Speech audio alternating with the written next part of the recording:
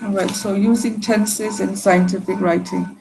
Tense considerations for scientific writing. It's when you write a research paper or academic paper, especially a research paper, you have different sections, and you need to keep in mind the use of tenses. So you're going to change the use of tenses in the sections, some of the sections from the use of tenses that you had used in your research proposal. So, okay, normally use we use a present tense and past tense for research papers. Sometimes there's a combination as well. Sometimes, basically, when to use the present tense. You can use present or present perfect tense. Normally, we use a simple present tense to refer to situations when we talk about something that always exists. It exists in the past, present, and it will continue to exist in the future. Something that will always happen. So we use simple present tense in those cases. But then again, you can also use present perfect tense and past tense as well. So just briefly, let me go through this.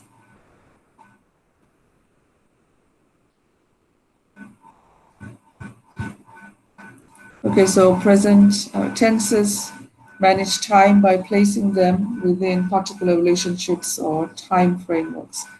To start from here, abstract. So you know that your research paper will have an abstract section. But as I mentioned, that you will be writing the abstract later on after you have completed the whole research and you have your data and everything.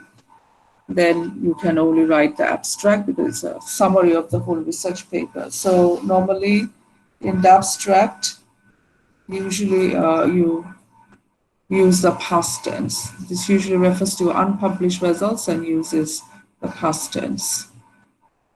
Okay, then we have the introduction section. Your introduction needs to include background information, which is generally accepted as fact in a discipline. You also need to explain why the research you are reported is important. It is usually presented in the present tense. Okay, now here, introduction and background is included here. Because you have two sections, you have introduction as well as background, but you can also combine the introduction and the background as well. Please refer to the research paper organization handout, which I've given you much earlier, right? So you can use present tense,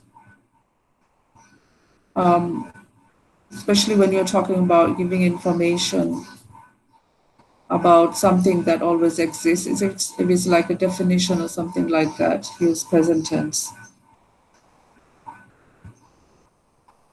Okay, so, and then use a present perfect tense to report research. Now, this may be needed when you write the background section, because the background section will not only talk about the concepts, anything related to your topic, can give definitions or any factor, any concepts which is related to your topic, you need to define that, as well as explain or discuss reports or previous research.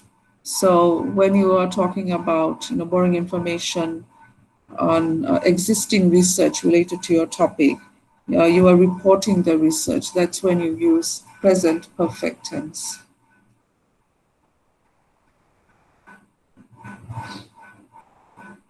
Okay, for example, a great deal of research has been conducted on the basic techniques of nuclear transfer, but few experiments have been carried out. All right, so you can also discuss the research as well. Then methodology section.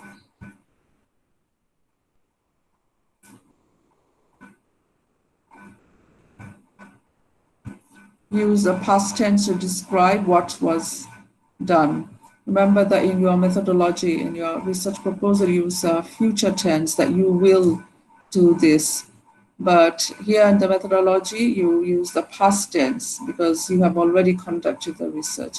In your method section, it is customary to use the form of simple past tense to describe what you did in your study. All right, so,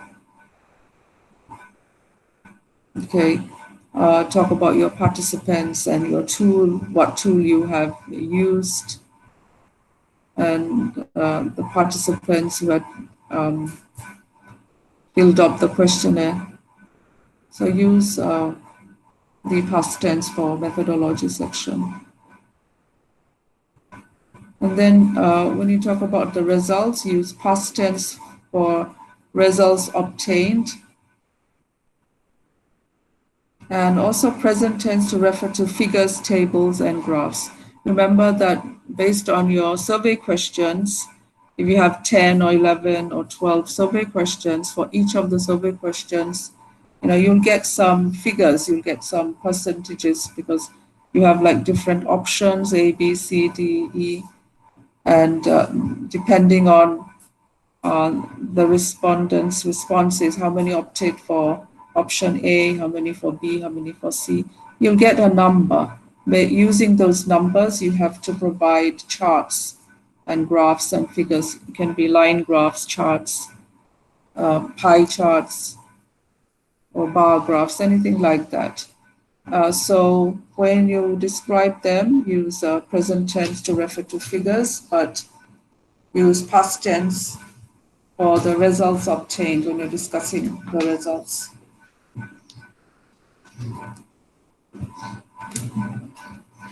Okay, so like combination of past and present tense here. When you discuss the results, of course, it's not that you only report what you got, but you can also provide some critical analysis as well. You can use like modal verbs, why you think the result, you can like try to explain the results. And remember that whatever results, whatever discussion you give, nothing is 100% fixed. You can assume certain things. So use modal verbs like the results showed this because of or could have been, things like that. Use modal verbs to describe. You can also compare your results to previously done results. That means you can go back to your background section and you can compare your results. If you can do that in some of the survey questions when you discuss the results, please do that because that will give you more in-depth knowledge to your research paper to provide in-depth analysis. So please do that as well. So when you write a scientific paper, academic paper, a research paper, then we always we need to go back and forth with the different sections because that's how we connect the different sections. So whatever you had written in your introduction and background section, you need to bring in a little bit of that in the results as well. So the main idea of writing the background section is when you report previously done research, the main purpose is to see the similarities and differences of those research and your own research. So you can compare some of the results from those previously done results. Okay, then you've got the summary and discussion section. Here, you can use present tense to explain the significance of the results. So basically it will be in the summary section. Okay, and then the conclusion is a combination of tenses to highlight past research and future directions. But anyway, in your research paper, conclusion shouldn't be too long, just make it very short. Okay, so clear everyone? Please take help from this handout in your research paper. Any questions?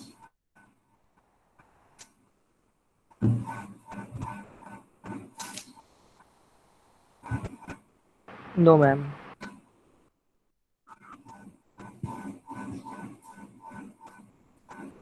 Okay, so I'm going to close that. So I'll post this handout in the stream section. So please take help of it. Also remember to follow the research paper organization handout. All the sections must follow all those sections in a chronological manner from starting from the cover page to the appendix section. Now, actually what I want you to do is your research paper should start from the cover page to the reference section. So that will be in one file, one complete file. And I want you to create a separate file for the appendix, right? Because what we do is when you submit your research paper, we check your research paper in Turnitin, which is a software to check plagiarism, or you can say similarity. So all your borrowed information, remember that you have to use the APA formatting rules. It's not only for borrowing information from different sources, but you also have to format the whole paper based on APA rules. So please check that. It is given in the APA booklet that we have already provided. So formatting the paper refers to the space between the lines, the font size, then headings, where how big the headings should be, page number, where you should locate the page number, then spacing, if you need to indent. All these rules come under the APA. So you need to follow that. So anyway, in Turnitin, what we do check is the similarity index. That means when you borrow information from different sources, whether you have done it properly or not, you need to paraphrase, or you can summarize, or you can quote. And after each of these techniques that you use, you need to provide the in-text citation. That means the last name of the author or authors, followed by year of publication and page number. Because if there's no author's name, or if there's no page number given, or year of publication, there are other rules that apply. So you need to check the booklet to follow the APA rules. And also at the end, please provide the detailed information of those sources in the form of the reference list. The reference list must also be in a chronological, alphabetically organized based on the first letter of the first author's last name. So we will check in Turnitin whether you have borrowed the information properly or not. So especially, we'll be borrowing more information in the introduction and the background section. And also in the data presentation, also if you want to compare your results with previously done results, of course, then you need to paraphrase as well in your own language. And also we will check whether you have borrowed information. It's not only the online sources or printed books, but also if you have copied information from students' work, other students, NSU students' work, or from any other university as well. You have copied and pasted their research work into your own. It will all show, because all the research that was submitted by students in the previous semesters all have been recorded. So they're all in the Turnitin system. So if you borrow information, if you copy from other students' work and make it your own, that will also show. So, and since in the appendix, you have to provide the research proposal, the modified or corrected research proposal, and also the survey questionnaire. You're following the same format. That's why I just want a separate file for the appendix section, because if you include it, then the similarity index will show higher rate, because you're all following the same structure. Some of the information is similar to the handout which I've given you. All right, so you're going to have two files for a research paper. The first one is the main one, which will start from the cover page to the reference list section. All right, and then you have a separate file for the appendix section, where you will have like 4 sections there in the appendix section. You list them A, B, C, and D. A is for the first draft of your research proposal. Then B is the modified draft of your research proposal. That means a corrected version of a research proposal. Then C is the first draft of your survey questionnaire, which you have all submitted now. And D will be the corrected version or modified version of your survey questionnaire. So you will have all these 4, sections in the appendix section. Okay, so please create a separate file for the appendix. So I will create like 2 classwork assignments in the classwork section. One is for the research paper, and the other one is for appendix. Okay, so is that clear, everyone? Yes, miss. Yes, miss. Later on, I'll give you a due date for your research paper. Okay. So yeah, you'll get back your survey questionnaire soon. Then you do the corrections, start collecting your data, and complete writing your research paper. I think that you'll be able to collect your data within a few days because since you're going to collect online, it won't take a long time. If you were to do it manually, it would have taken longer time. Remember that you need minimum 30 respondents. So I think you'll be able to collect data, and then you do the data interpretation section. Then you've got summary and discussion, then recommendation, and also the conclusion.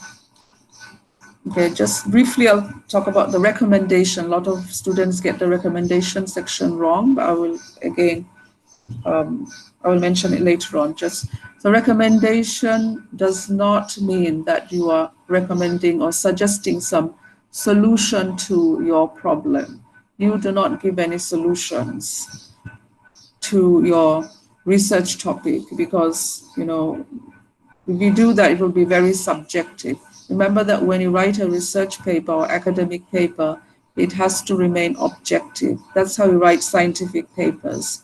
You do not make it subjective. I know that you can use the first person pronoun like I did this, I did that, and so and so. But you can also use the third person as well. You can address yourself as the researcher. A researcher investigated so and so. Or you can use the first person as well. I think that APA does allow first person, especially there are some differences in different regions, like in the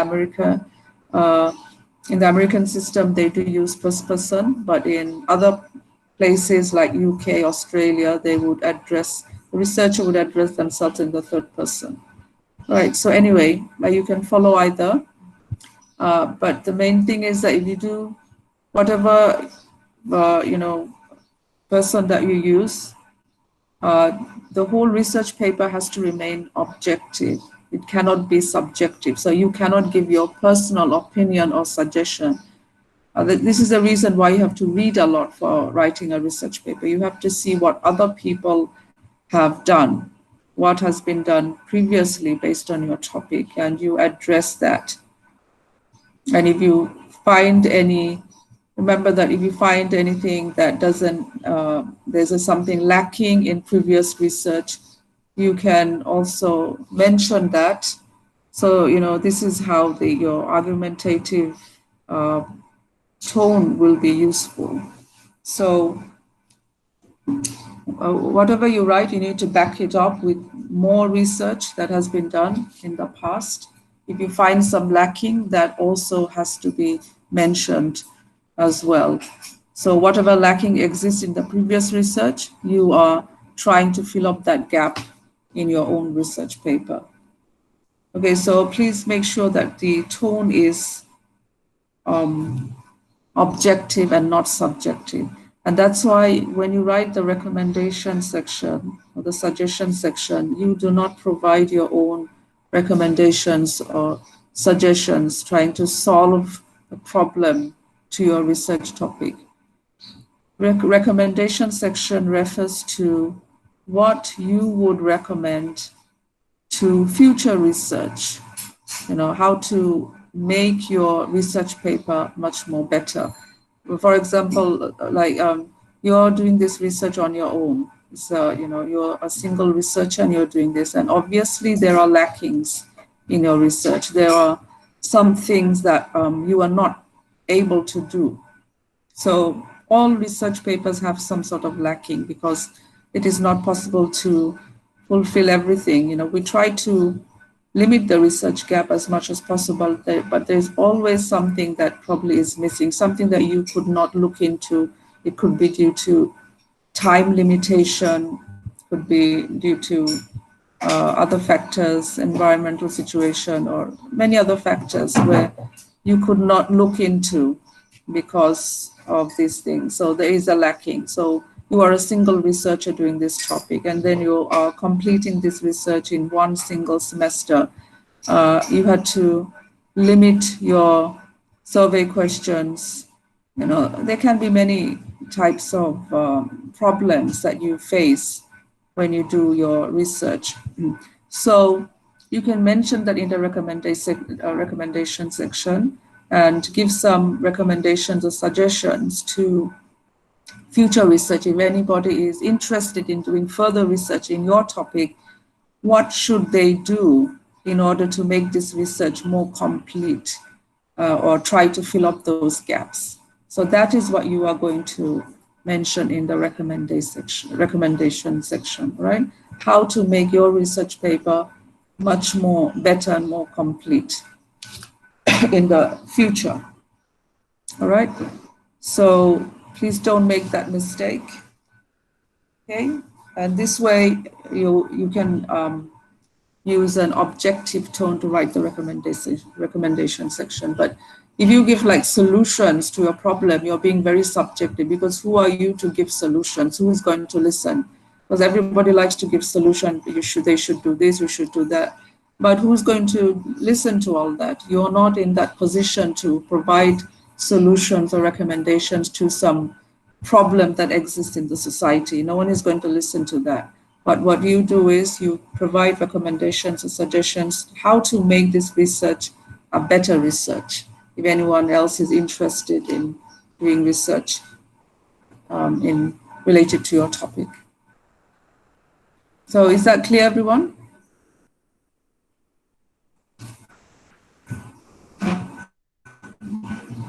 Yes, ma'am. Okay, so anyway, I will remind you later on about this section. All right, so at least try to complete the methodology section before collecting your data, and then after collecting your data, complete all these other sections. Remember that you cannot write the research paper in one night at all. It's a huge paper. I think that total number of words, you can keep it to like 3,000 to 5,000. It shouldn't be more than that. You cannot make it too lengthy.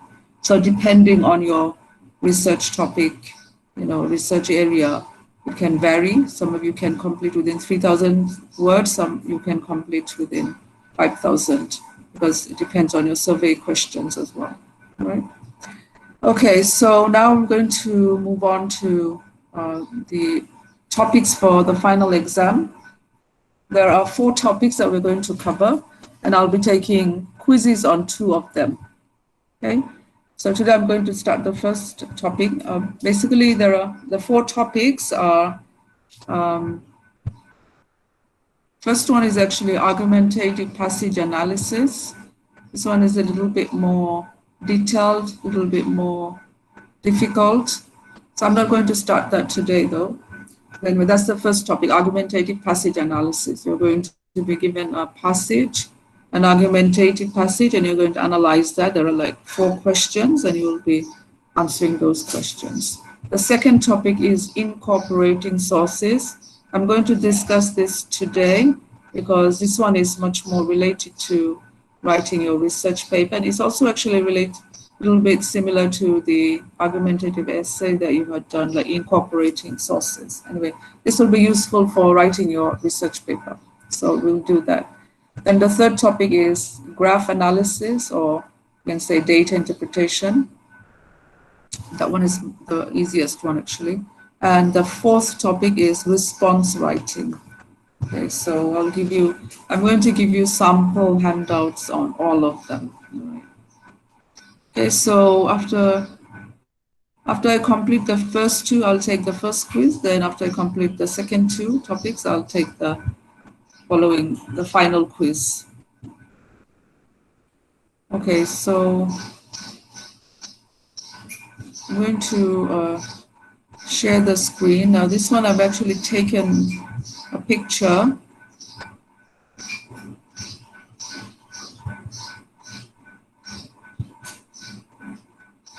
So it may not be very bright, but I think you'll be able to see. And actually I want one of you to read it out.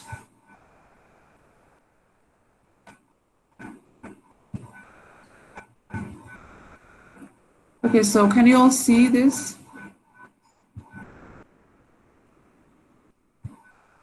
Yes, ma'am. It's not so bright, but I think it's visible. So incorporating sources, what is it? I think this information will be useful for writing your introduction and background section as well. So here, what you have is that like there are two boxes here, and there's one paragraph for each. Now both these passages are on the same topic, but taken from different sources. Now this sample handout here, these passages are information on the early life of Sir Isaac Newton. Now, we all know who Newton is, but we don't really know much about his early life. Anyway, so these two passages, both of them are information on his early life taken from two different sources. You can see the first one, the source is given here. Okay, so the source, the reference list is given here.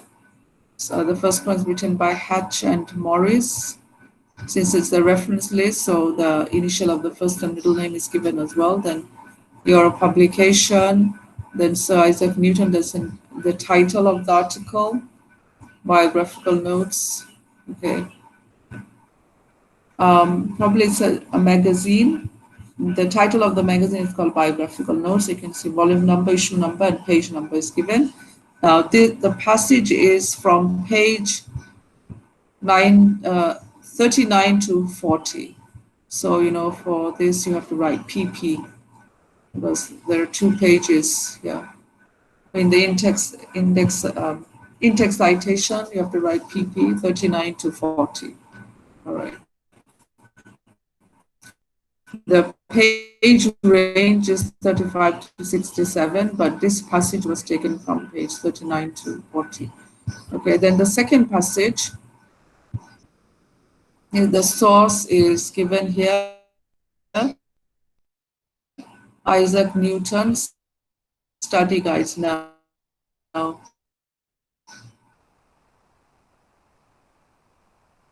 Newton's youth. Now you can see that there's no author's study guide.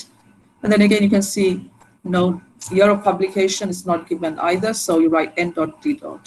And it's retrieved from, so this is an online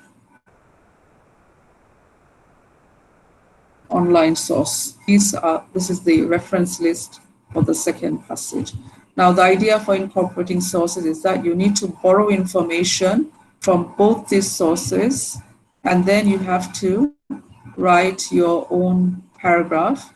Since it's very short, you use 2 techniques here. One is paraphrasing, and the second one is quotation. You do not summarize here because it's very short. So you paraphrase and you use quotations. You have to use both the techniques to write your own paragraph. So you have to write it within 150 words. It can be a little bit longer than that as well. So this words. So this is what you do. You read information from both the passages. The topic will be on the same topic, but 2 different passages. So you borrow information as you read the passages, I think you should underline and then,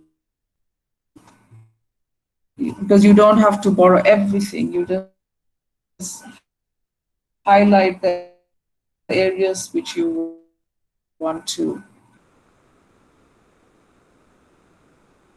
rephrase.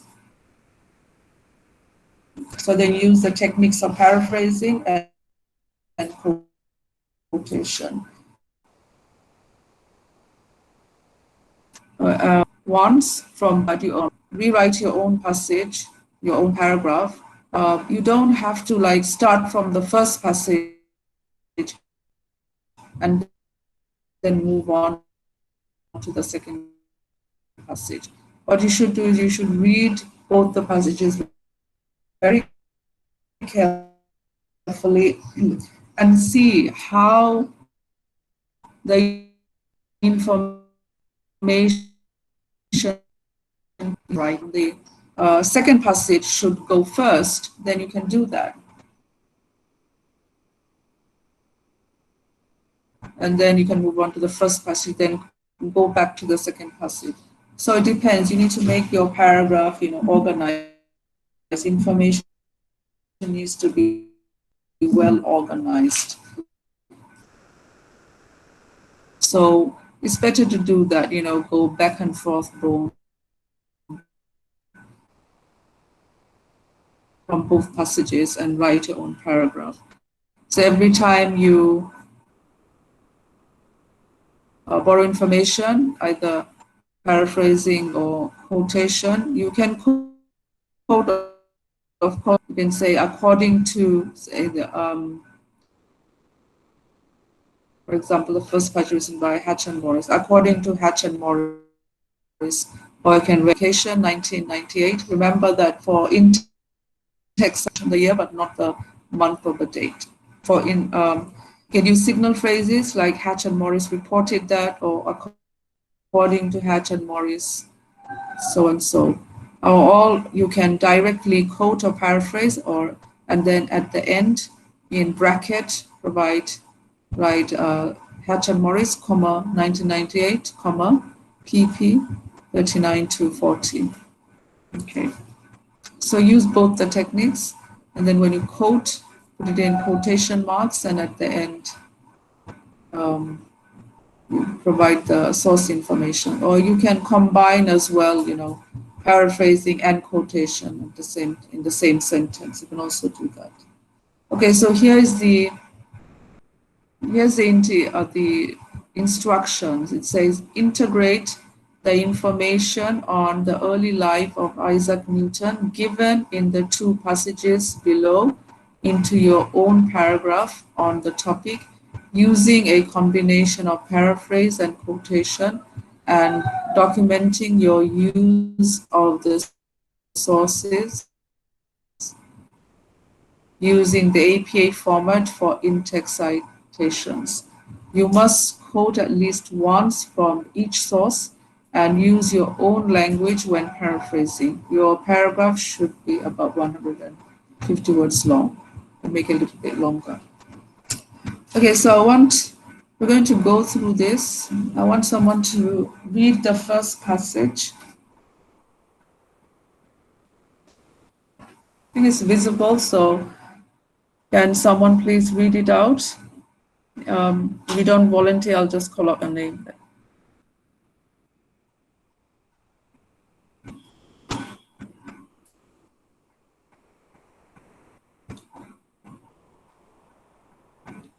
Can someone read it out, please?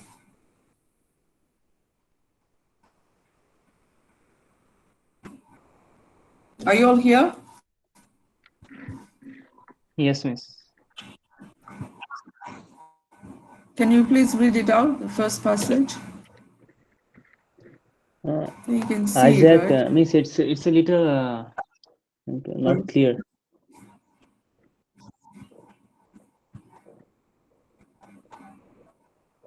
Can you see now?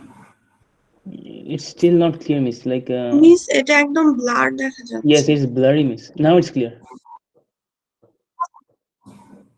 Isaac Newton was born prematurely on Christmas Day, 1542, 4 Okay. January. Miss it second blurry, I cannot see.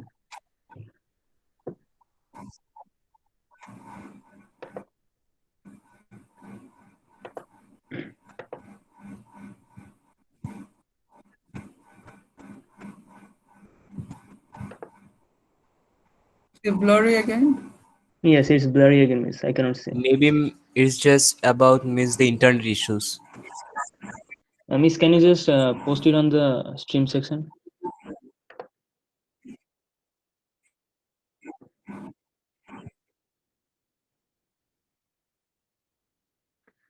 Okay.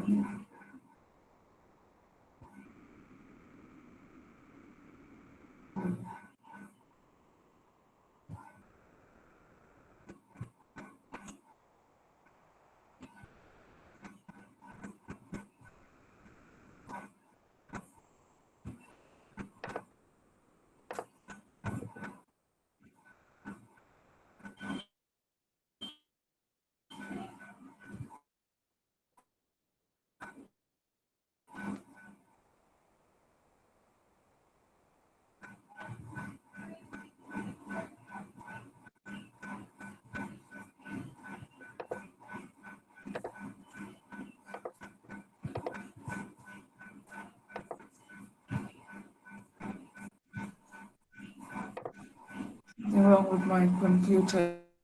It's just classroom is not coming.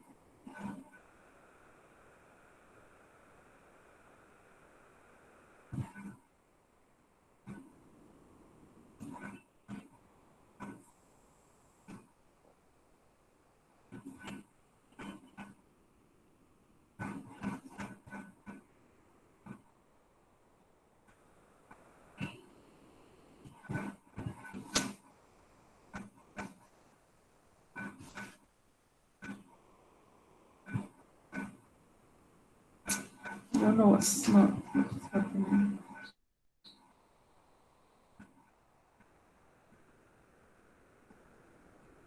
It's not uploading.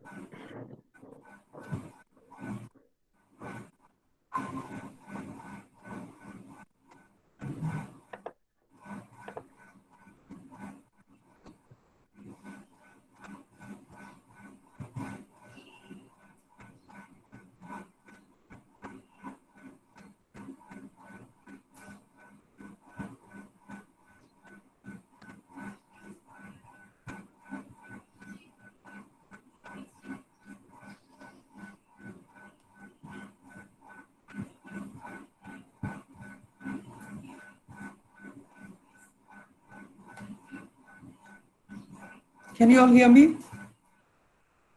Yes, miss. I lost Yes, ma'am. connection.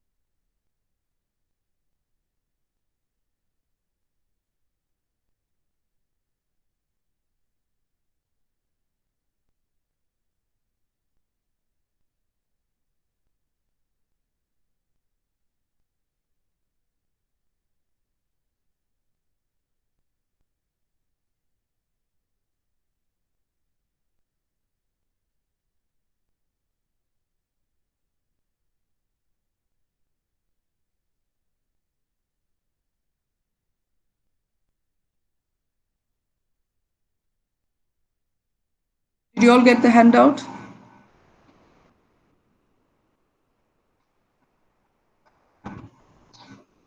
Yes, miss. Can you all hear me?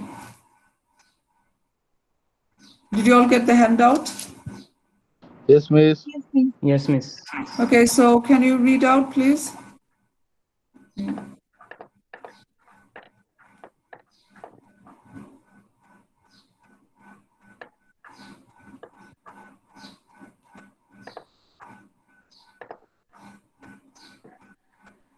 Isaac Newton was born prematurely on Christmas Day, 1642, 4 January 1643, New Style, in Woolsthorpe, a hamlet near Grantham in Lincolnshire. The posthumous son of an illiterate yeoman, also named Isaac, the fatherless infant was small enough at birth to fit into a quart pot. When he was barely 3 years old, Newton's mother, Hannah Ayscough, placed her firstborn with his grandmother in order to remarry and raised a second family with Barnabas Smith, a wealthy rector from nearby North Witham.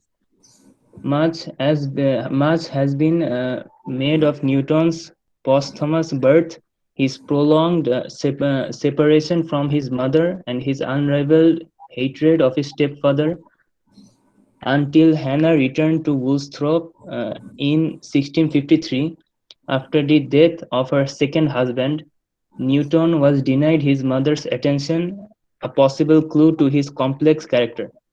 Newton's childhood was anything but happy, and throughout his life he verged on emotional collapse, occasionally falling into violent and vindictive attacks against friend and foe alike.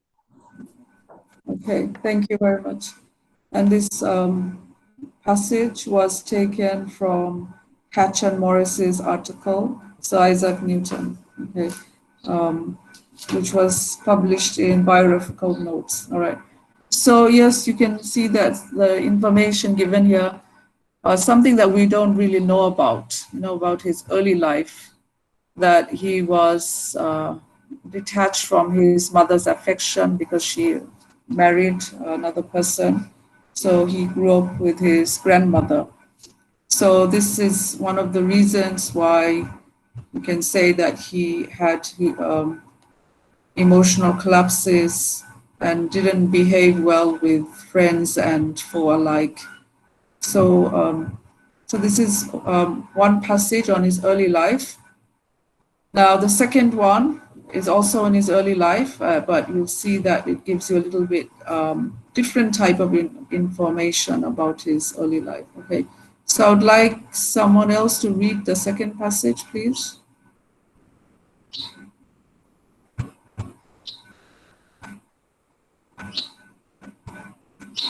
Can someone else read the second passage?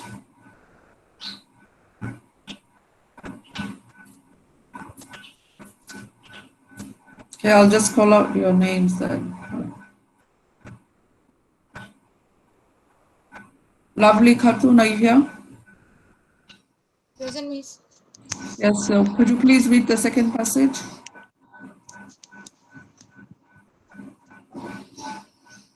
Okay, Miss.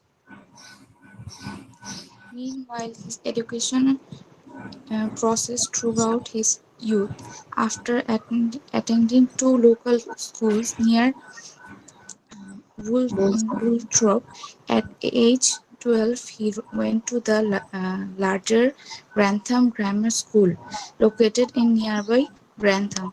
The deals of the details of his childhood are uh, du- Yes. dubious at best, since those who knew him did not write down their observations until years later, when he had already attained fame as Europe's greatest mind. Nevertheless, most accounts agree that he was a sober, quiet young man, um, ill at case amid the rough and tumble of his schoolfellows. From a young age, he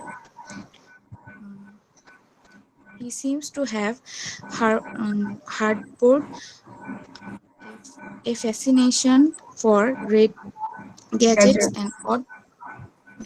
and odd uh, con- contraptions, spending his free time tinkering his kites, water wheels, sandals, and clocks.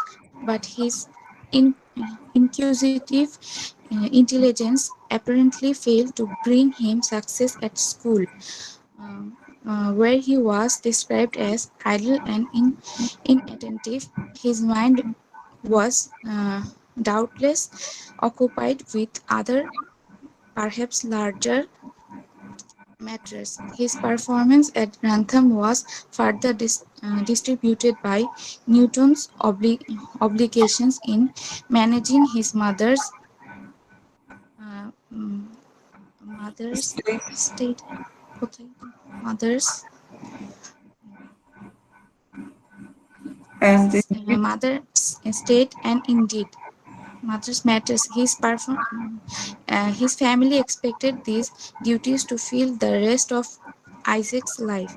Yet it appears that someone intervened, whether one of his schoolmates, as some accounts suggest, or his maternal uncle William uh, I, Ico, Ico, William Icos, or as others claim, a mysterious stranger who supposedly came across the young Newton reading in a haystack.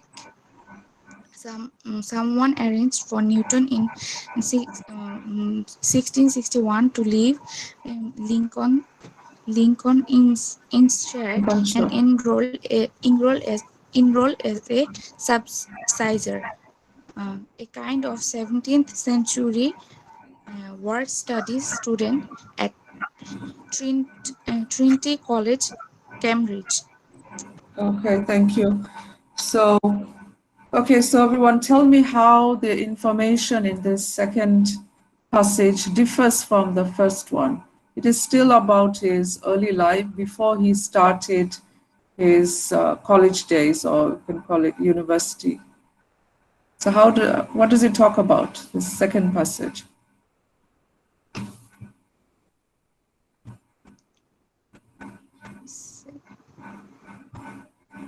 Second passage is on a school life. School life, basically how he was at school, right? So what was he interested in? Did he pay attention to schoolwork? Sorry, miss. How did he spend his school days? Was he interested in school, No, miss. in the studies? Okay, No, so miss. you can see, yeah, we know that Sir Isaac Newton was very intelligent, but people sometimes described him as idle and inattentive because he was busy. He had early age, he had this fascination playing with kites and water wheels, sundials and clocks, things like that. Sometimes, we notice that people who are very intelligent, they might get bored at school, especially anything which is ordinary, because their mind, is somewhere else. Their mind is very creative and it's always thinking about things. So in school or college, they might get bored in the class, or to everyday things, but because their mind is much more creative, so it's far away thinking about something else. So it could be one of the reasons why he probably why people described him as idle and inattentive at school. Okay, because his mind was doubtless occupied with other things. So also mentions um, you know, his performance was disturbed by Newton's obligations to managing his mother's estate and so on. So, okay, so both the passages have different information on Sir Isaac Newton's early life. The first one is about his birth and his relationship with his mother, why he was distant from her, and then his behavior as well. And the second one focuses on his school days before he started his college at Cambridge. All right, so now we look at this integrated paragraph, see how information from both passages have been integrated and written in one paragraph. And this is how you will be writing your answer as well. So I'll just go through this very quickly. So Isaac Newton had a difficult childhood and the impact lasted through his life. Born in Lincolnshire in 1642, he was a premature baby and his father died before his birth. So this information is paraphrased from the first passage. You can see it's a direct paraphrase, and then at the end, the source information is given. Hatch and Morris, 1998, pp. 39-40, and then close bracket. Now you can see when information like this is given, there's no signal phrase given. That's why at the end, Hatch and Morris, the and is a short form when you write it in bracket. If you had, if here the writer had used signal phrase, then you could have written like Hatch and, according to Hatch and Morris, then, then the paraphrase would come. When you use signal phrase, then the and should be the word form A and D and. But since it's in the bracket, we use a short form of and here. Okay, then, okay, the next sentence. His mother remarried when he was only 3 and left her son with his grandmother when she moved to her new husband's home, until his mother returned in 1653 on the death of her second husband. She was absent from Newton's life with undoubted negative repercussions. Again, it's direct paraphrase, and the source information is given at the end in bracket. Third sentence, Newton's schooling began in 2 local schools, then continued in Gratham Grammar School from when he was 12, where he seemed to have been, and in quotation, ill at ease amid the rough and rumble of his schoolfellows. Quotation end. and distinguished in his schoolwork. Okay, so this information is taken from the second passage, and then now there's a rule that if the author's name is not mentioned, then what you do is you take the first one or two words from the title of the article and put it in inverted comma. So, and then in the second passage, no year of publication is given. That's why N.D. Then close bracket. So in this line, paraphrase plus quotation has been used in a single sentence. All right, and so at the end, the source information is given. Now, since this is an online article, you can see there's no page number. So no need to provide page number because page number is not given there for the second passage. Okay, then let us continue. However, he did spend time experimenting with various gadgets such as sundials and water wheels, and was expected to eventually spend his life managing the family estate. But an unknown person arranged for him to attend Cambridge University with a kind of scholarship. Okay, again at the end. So it's direct paraphrase taken from the second passage. So the source information is given. And then the last sentence, according to Hatch and Morris, 1998. So here signal phrase is used. According to Hatch and Morris, 1998, the circumstances of Newton's childhood helped to explain the complexity of his personality, which often verged on emotional collapse, occasionally falling into violent and vindictive attacks against friend and foe alike. So here quotation is given. So paraphrase and quotation. So signal phrase is used for the last sentence. Okay, so you can see that it starts with borrowing information from the first passage, then borrows information from the second passage, and then goes back to the first passage because the last sentence seems appropriate in this way. So this is what you're going to do as well. You don't always have to start borrowing information from the first passage. If you think that there's some information in the second passage which would do well for the introductory line, then you can also do that. So you could just go back and forth borrowing information from both the sources. And every time that you borrow information, you must provide their in-text citation. Okay, so source information in the form of in-text citation. So please use both you paraphrase and quote. You must at least quote once from each of the passage. Of course, you can quote more than that as well. For the in-text citation, use both the techniques. You can directly quote or paraphrase or combine both, and then give the source information at the end in bracket, or also use signal phrases as well, like according to Hatch and Morris, or Hatch and Morris reported that or indicated that, so and so. So use all these techniques to provide more in-depth knowledge, make your paragraph more effective and make it, to show that, yes, you know all these techniques as to how to borrow information from different sources. So clear, everyone? Yes, miss. Now, the reason why I said that this is important for your research paper is that you'll be doing the same thing when you write the introduction and background section of your research paper, because you will be reading different articles. All the articles will be based on your own topic. So, but the information will be different. The topic will be the same, but the information will be different, and you will be borrowing information. You'll be using the techniques of paraphrasing, quotation, as well as summarizing as well. And for every time you borrow information, you must provide the in-text citation, right? So this is exactly how you're going to do it, right? So that's why this topic, incorporating sources, is important, not only for the final exam, but also for writing your research paper. Okay, so any questions before I call out your names? Because I think class will end at 25 today, right?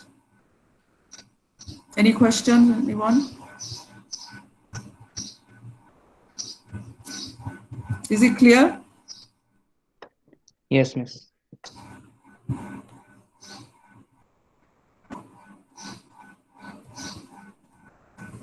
So please respond to your names.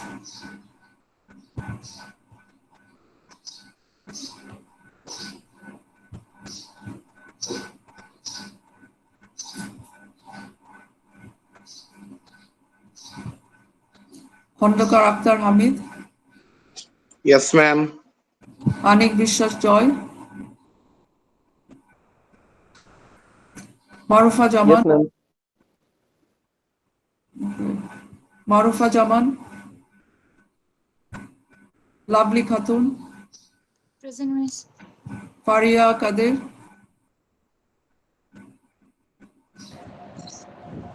Ashraful Haque, Yes, ma'am. Zubair Ahmed, Abu Bakar Siddique, Present, miss. Mithila Farzana, Present, miss. Abdul Kayum, Abdul Kayum, miss ও ইনবক্সে present দিয়েছে বা mic কাজ করছে না। তানাফ আশরাফ জামান, Present, ma'am. শাবাব ফারুক, রাফি রেজওয়ান, ইবনে সিনা Bhuiyan, Present, ma'am. Taslima জাহান, Present, ma'am. Ali Yusuf Alvi, Ali Yusuf Alvi, Abdul Mohaimin, Present, miss. Abdullah Al Masud, Yes, ma'am. Ahmed Jubair রুবাইল, Present, miss. জান্নাতুল Ferdousi, Present, ma'am. মুগ্ধমণি, Present, ma'am. Naved Naim, Present, miss. প্রত্যাশা মাহমুদ, প্রত্যাশা Mahmud, then Ridwanul হক, Yes, miss. Sharaf Anjum প্রভা, Present, ma'am. Nasif Ali, Present, ma'am. কাজী সাদি আহমেদ, কাজী সাদি Ahmed, then Zarin Anjum Tahiya, Present, ma'am. Faizan Mohammad Rahman, Present, ma'am. Sumaiya Shahid, Sumaiya Shahid,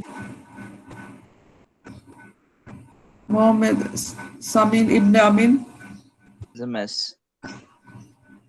Farhan Ahmed, Present, ma'am. মারুফ Mahmud, Present, ma'am. Samreen Alam, Present, miss. সাদ বিন Rahman, Present, miss. তেহসিনা হক, মোহাম্মদ মোহাম্মদ রাসুল, Present, miss. then Said Amar Mahmood. Present, miss. We just call out those who did not respond. Marufa Jaman, Fariha Kadir, Jubair Ahmed, Miss, আমার একটু নেটে problem ছিল Zubair Ahmed. and Shabab Farooq, Rafi Rizwan, Ali Yusuf Alvi, Baktasha Mahmood, Kaji Sadi Ahmed, ma'am Kazi Sadi present ছিল, ওর net চলে গেছে। Sumaya Shahid, Present, miss. right, and Tehsina Haq. All right, so thank you everyone. I'll see you again on Tuesday. We'll discuss the second topic. You take care. Bye. Thank you, ma'am. Okay, miss. Take Assalamu care. alaikum. Assalamu alaikum. Welcome. Assalamu alaikum. Welcome, Salam.